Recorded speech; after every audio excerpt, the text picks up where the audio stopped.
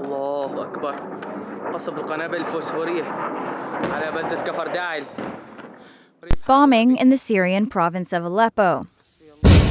The government announced a new offensive in the area as diplomatic efforts failed to salvage the ceasefire agreement reached earlier this month. At the UN on Thursday, Secretary of State John Kerry said talks over Syria are at a standstill. But we can't be the only ones trying to hold this door open. Russia and the regime must do their part, or this will have no chance. The question now is whether there remains any real chance of moving forward, because it's clear we cannot continue on the same path any longer.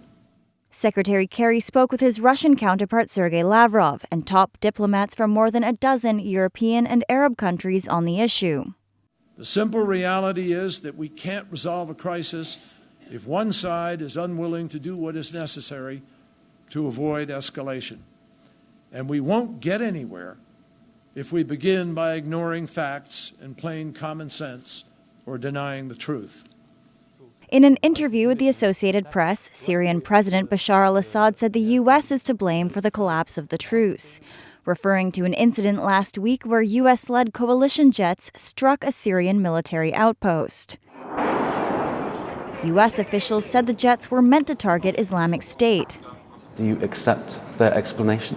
No, it's not, because it wasn't accident by one airplane for once, let's say. It was 4 airplanes that kept attacking the position of the Syrian troops for nearly 1 hour, or a little bit more than 1 hour. The White House refuting those claims.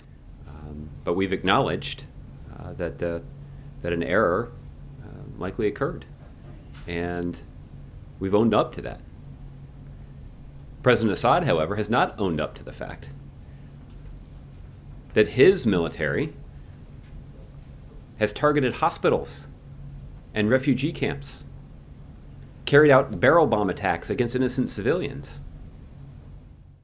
Mr. Ernest also criticized Russia for not meeting its commitments under the ceasefire.